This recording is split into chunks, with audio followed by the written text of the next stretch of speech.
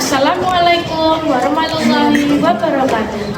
Perkenalkan, saya Nafsiani Hasanah, mahasiswa Universitas Veteran Bangun Nusantara Sukoharjo dengan NIM 23520000145 pada prodi PGSD. Di sini saya akan menceritakan drama monolog dengan judul Timun Mas. Dahulu kala hiduplah seorang janda yang sudah tua. Mbok Rondo begitu namanya. Pekerjaannya sehari-hari yaitu mencari kayu di hutan. Mbok Rondo ingin mempunyai seorang anak, tetapi ia sudah tua, mana bisa ia mendapatkan anak. Ternyata takdir berbeda. Pada suatu hari, setelah ia mengumpulkan kayu di hutan, tiba-tiba bumi bergetar seperti ada gempa. Di depan Mbok Rondo muncul raksasa bertubuh besar dan wajahnya menyeramkan. Mbok Rondo takut melihatnya. "Hai, Mbok Rondo, kamu menginginkan anak ya?" tanya raksasa kepada Mbok Rondo dengan suara keras. "Aku bisa mengabulkan keinginanmu itu." Mbok Rondo dengan rasa takutnya menjawab, "Benarkah?"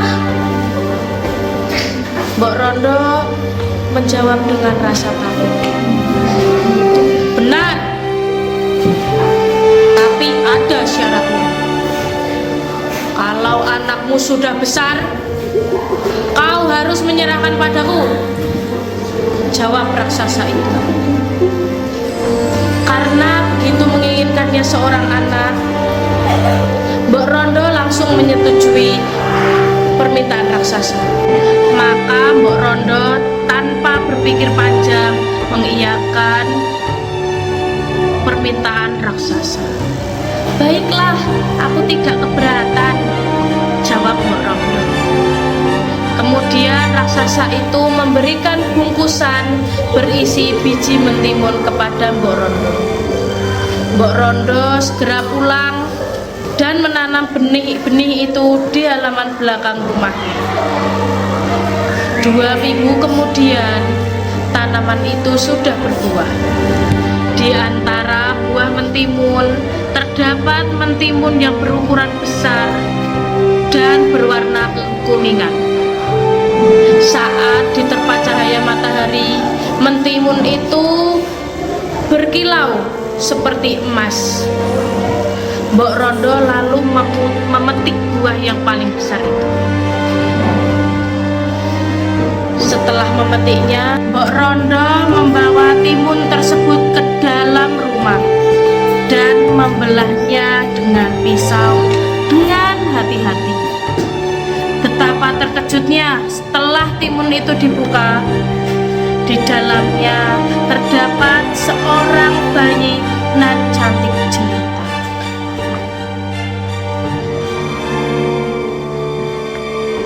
Tak lela, lela, lela, ledo,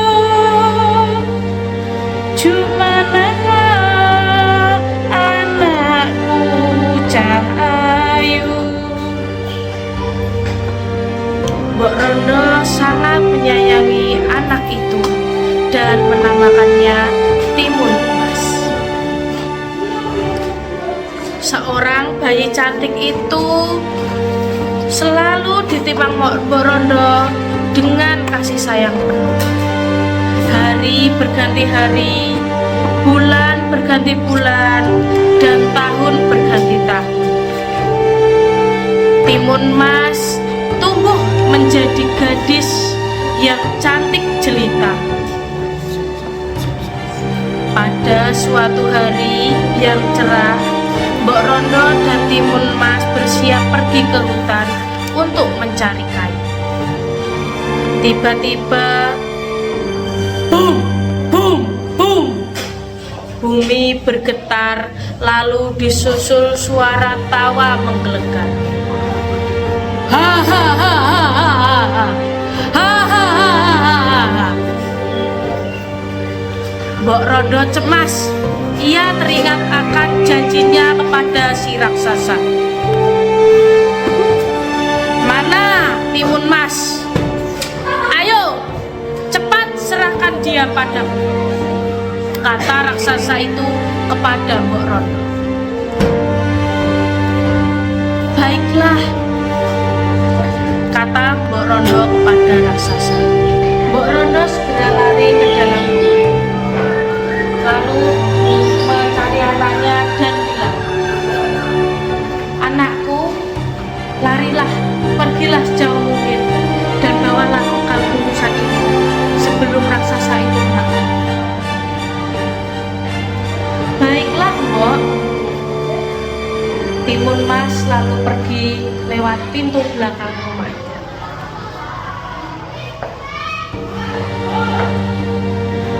Maafkan aku, raksasa. Ternyata Timun Mas sudah pergi. Apa katamu? Raksasa itu bertanya dengan wajah emosi dan geram. Namun berkat kesaktian dari raksasa itu, ia dapat melihat Timun Mas yang sedang berlari melarikan diri. Walau lari ke ujung dunia, aku pasti akan mengejarmu, Timun Mas. Aku pasti akan menangkapmu. Karena terus berlari, Timun Mas mulai kelelahan. Dalam keadaan terdesak, Timun Mas teringat akan bungkusan pemberian mboknya. Dari salah satu bungkusan tersebut terdapat biji-biji mentimun.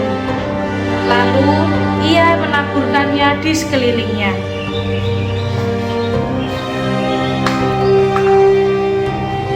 Sungguh ajaib. Mentimun itu langsung tumbuh dengan lebat. Buahnya besar-besar. Raksasa itu berhenti. Ia segera melahap buah yang ada sampai tak tersisa satupun. Enak. Enak sekali. Setelah kenyang, raksasa itu kembali mengejar Timun Mas. Pada saat itu juga Timun Mas membuka bungkusan kedua. Bungkusan tersebut terisi jarum-jarum. Ia tidak berpikir panjang, langsung menaburkannya kepada arah raksasa. Sungguh ajaib, jarum-jarum itu berubah menjadi hutan bambu yang lebat. Namun sang raksasa pantang menyerah. Ia berhasil melewati hutan bambu itu dan terus mengejar Timun Mas. Lalu Timun Mas membuka bungkusannya lagi. Isinya tinggal dua, yaitu terasi dan garam. Timun Mas lalu melemparkan garam itu dan ditaburkannya ke arah raksasa. Seketika garam-garam itu langsung berubah menjadi lautan. Raksasa itu sangat terkejut karena tiba-tiba tubuhnya tercebur ke dalam lautan. Tapi berkat kesaktiannya, ia berhasil berenang. Ia kembali mengejar Timun Mas. Timun Mas makin khawatir karena raksasa itu tanpa putus asa tetap mengejarnya, dan dia selalu selamat dari bungkusan-bungkusan yang sudah dilempar Timun Mas. Timun Mas lelah, tapi ia tidak pantang menyerah. Ia terus berlari meskipun sudah kelelahan, dan raksasa itu terus mengejarnya.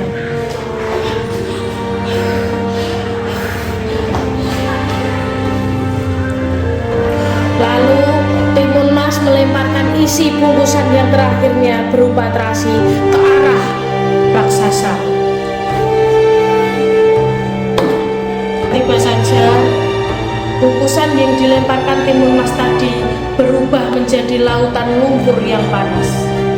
Dan seketika itu, dengan sepersekian detik, raksasa hanyut dan tenggelam dalam lumpur panas tersebut. Raksasa tidak sempat menyelamatkan diri. Panas! Apa ini? Apa ini? Teriak raksasa itu kesakitan dan dengan putus asa. Tapi usahanya sia-sia. Tubuh raksasa itu pun pelan-pelan tenggelam ke dasar lumpur. Kini Timun Mas bisa bernafas lega karena selamat dari bahaya maut. Dari kejauhan tampak Mbok Rondo berlari menuju ke arah Timun Mas. Kiranya wanita itu mengkhawatirkan keadaan anaknya. Syukurlah anakku, ternyata Tuhan masih melindungimu, kata Mbok Rondo. Keduanya saling berpelukan dan saling mendekat. Dengan rasa haru dan bahagia, mereka berpelukan lama dan erat sekali. Demikian drama monolog yang saya bawakan dengan cerita rakyat berjudul Timun Mas. Pada cerita tersebut terdapat pesan moral yang bisa kita terapkan di kehidupan sehari-hari. Yang pertama, berani menghadapi suatu masalah dan tantangan. Yang kedua, tabah dan sabar menghadapi masalah. Lalu yang ketiga, berbaktilah selalu kepada orang tuamu. Lalu yang keempat, janganlah mudah berjanji kepada seseorang ataupun pada siapapun, karena kita tidak tahu kita dapat menepati janji tersebut atau tidak.